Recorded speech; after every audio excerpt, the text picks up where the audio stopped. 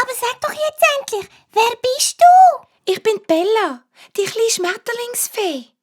Bitte macht mir nichts und tut mich nicht verraten. Und wieso versteckst du dich da?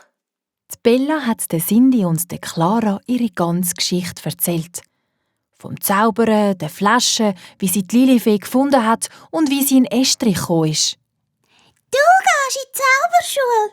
Du bist ja noch viel zu klein dafür. Bin ich nicht. Und zaubern kann ich auch schon. Das kann ja jeder behaupten.